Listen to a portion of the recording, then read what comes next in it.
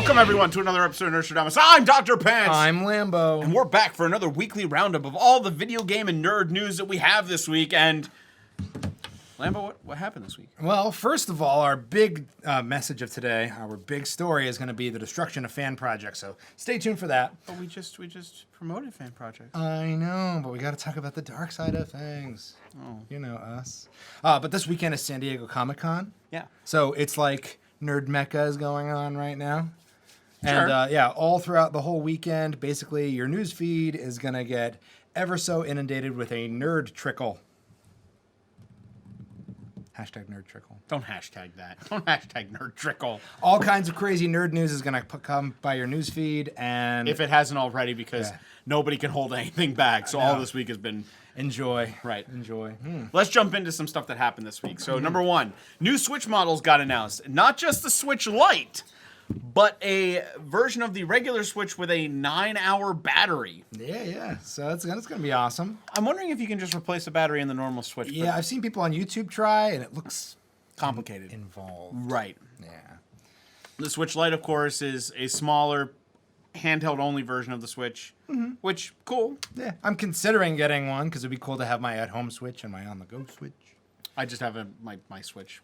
I just don't know why it's called the Switch if it's on the go and can't go at home. Because they don't want to brand confuse it like the Wii U and just make everybody think it's an add-on or something. But nonetheless, this is still a cool thing, especially if you want to if you have multiple children or something who want multiple Switches, or if you're like me and Mrs. Dr. Pants wants to play the new Pokemon games, and a Switch Lite is a great idea.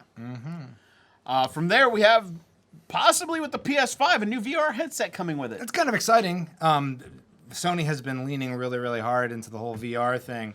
So many good games, like the big one coming out soon is Iron Man VR. Everybody's super excited for it. It looks insanely good. And Sony has been like really diving headfirst into this VR thing more than any other console out there. I mean, you have PC that is the backbone of it, but as far as home consoles, PlayStation is all in for VR, it seems. Yeah, and if you have games like the new Trevor Saves the Universe and Astrobot, man, they're killing it out there. So good. So if they launch with a new headset with the PS5, makes total sense. Although that's going to make for a crazy launch bundle if they release it like that. Yeah, I'm going to keep my eye on that. I'm thinking that's a thou. That's a thou right there. Really? I'm thinking. See, I'm imagining the system will launch at $400. Maybe they'll do like a $700 bundle to like I don't know, $750 maybe. Yeah, but I got to save up money for Unicron. Anyway, also, Last of Us 2 is likely launching in 2020. Not 2019 like a lot of people hoped and wished. They put out a big kind of end of year thing, like, oh, what games are you excited to play this fall, maybe up to this holiday? And they listed games like, oh, the new Medieval remake, which I'm really excited for. I love Medieval. But with no Last of Us Part 2 to be seen. And I doubt at this point they would announce it for a fall release because, in all honesty, I mean, we're almost at the end of July, beginning of August. People got to know what they're saving up their money for at this point. Right. Right. So, Last of Us 2, possibly in 2020. It's as exciting an announcement as the first hour of Last of Us 1. I didn't like Last of Us 1. I'm sorry, Internet. Because it's San Diego Comic-Con this weekend, it's not that many game announcements or anything like that. Not that much game-related stuff. Mostly like industry news and comics and movies. Mostly movies and TV, ironically, for a Comic-Con. Yeah. But the new Witcher show, of course, they're showing off a lot of the stuff. We might even see a trailer before the end of the weekend. A lot of people are excited. It's going to be the new Netflix series starring Henry Cavill as Geralt. Which is cool, but it leaves me questioning, like, are they basing it off the games or the books? Because both are very different from each other. There's been a lot of reports back and forth, but it's kind of seeming like it's leaning towards the books. Which I think it might actually hurt that show at first because so many people are going to know Witcher from the games and not from the books. But that's also going to be good because then you're not going to be able to anticipate all the story beats and stuff like that. Right.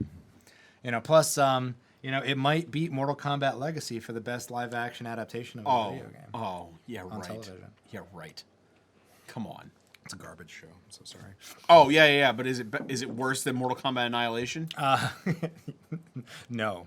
Okay, then it's not that much garbage. Anyway, the last big one, of course, is that Luigi's Mansion 3 coming out on Halloween.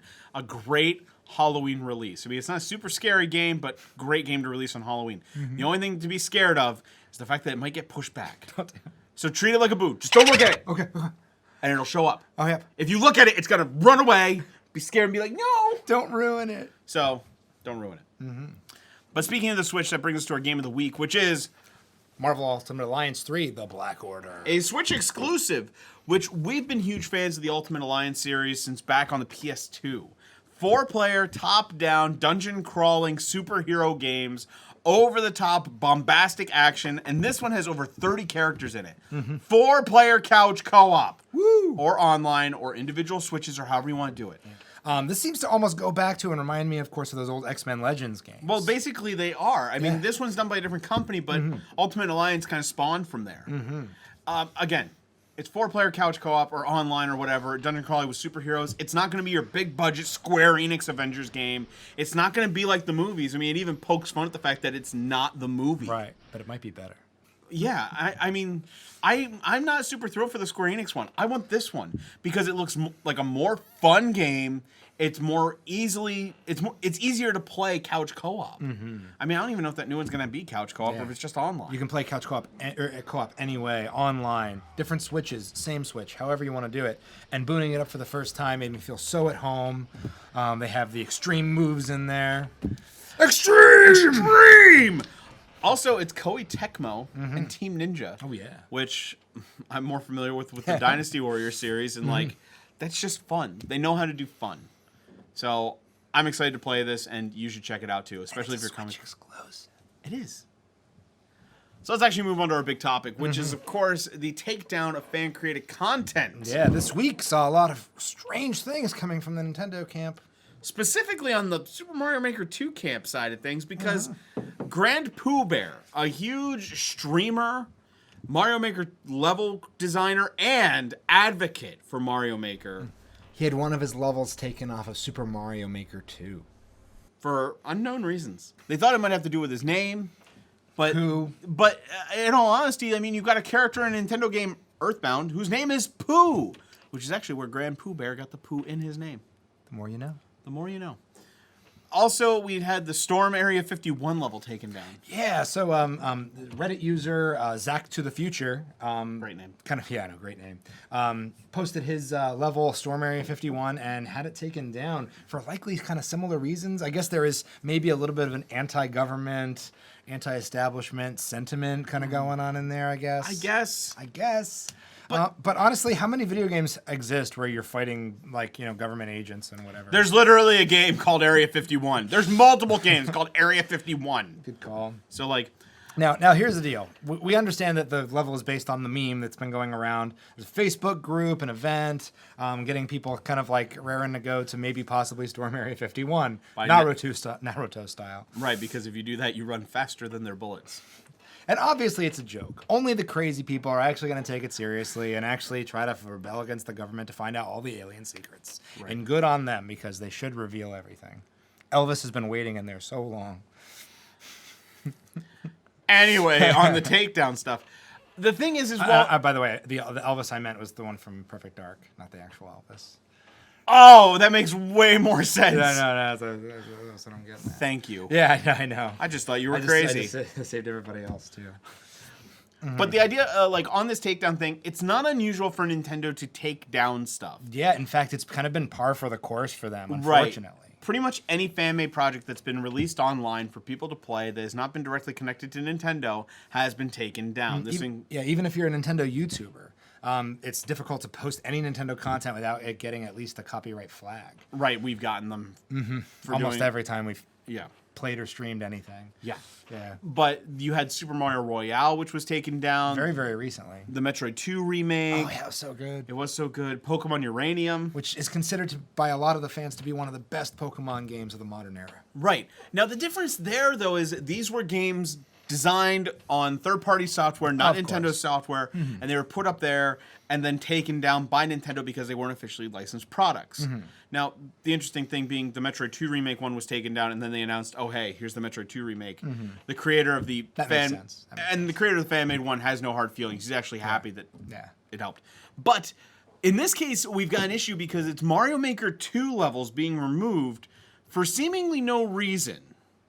And that's an issue. Yeah, because it's built inside Nintendo's own situation. Now, I do agree that you can make some offensive levels. They can have bad words. They can be racist. The very first level I found while searching through Mario Maker 2's levels, the first one popped up on hot courses, was extremely racist, and I flagged it immediately. And so those are the kinds of things we're totally down for. Like, get rid of that kind of stuff, please. But I can't imagine somebody who's so high profile like GrandPooBear did anything like that. and see, that does damage to the community, to the relationship with the community. There, Right. So You my question then is, was it taken down by Nintendo themselves, or did somebody flag the levels? Now, for GrandPooBear, it's likely Nintendo took it down. Because he's such a high profile person, to have all of his levels be kind of like taken down like that. Yeah, but if he's such an advocate for the games and you take them all down, do they not realize the ramifications that can have? I don't know. At the Area 51 level, I can imagine somebody flagged it because maybe they're tired of seeing the meme or Possibly. just to be a troll. Yeah, absolutely. I can see that happening. Right. When you enter the meme sphere, it seems like there's no rules. I feel like that's the way it ends up going. That's sort of like playing with weird fire that catches everyone on fire. It's like, This is here's fine. fire. Here, is here's fine. fire. You want fire? Here's fire. Yeah. Flame Wars! Yeah. I mean, I really think though Nintendo should be taking more of a kind of a cue from the PC community. Because outside of the PC community, I would say Nintendo has the largest modding and fan-made creation community. Which is ironic considering they take everything down. Yeah, I mean, if you take a look back at all their classic games on the Super Nintendo, things like, I guess we know it as Trials of Mana now, the fan translations of that, and Mother 3, all the other Enix RPGs and stuff throughout time. Right. They've all gotten fan translations and released in some format here. You had the Super Mario World, like people like making levels based on that engine and whatnot, making Kaizo levels. Those tools have been around since the early 2000s. Right. It's insane. But there's people trying to mod them, and Nintendo's constantly taking them down, so I don't know why. But the PC community, you have people modding Fallout 2, Fallout New Vegas, Half-Life. Even GoldenEye Source is a mod on PC for GoldenEye. And it's totally still there, and everybody's cool with it. Right. Or at least everybody seems to be cool with it. When it comes to taking down stuff, I kind of understand Nintendo's approach. Is take down everything, don't leave anything to guess. Right. Because no matter what, people are going to be upset. If you take down everything, they're upset. If you only take down some things, they're going to be upset. Why did this get taken down, not this? You have to do that. But the Mario Maker 2 thing is odd and troubling. Because I don't know how many people out there who are watching us have made levels, but you can put a lot of time into making a level. You can do a lot of perfect tweaking and spend a lot of time making a level that's just right. And when it's taken down, it's just gone. All that hard work you put into it. So, Nintendo, you got to get your act together. If this is a glitch in the system, fix it. If you're taking them down, you have to give better reasons. Because I can't imagine GrandPooBear actually put any violence into these levels that caused them to be taken down. That wasn't possible from any of the things that weren't there anyway. Right. So, Nintendo, we love you. It's obvious. I mean, watch our channel. We love you. Fix it. Fix it. Anyway. But remember, like, comment, subscribe, share. Smash that like button. And don't forget to ring the little bell to get notifications from us. And follow us on all the social medias because we're posting on Instagram, Twitter, Facebook, all that stuff. But for Nerdstrodamus, I'm Dr. Pants. I'm Lambo. And we will catch you some other time On the Nerd Trickle.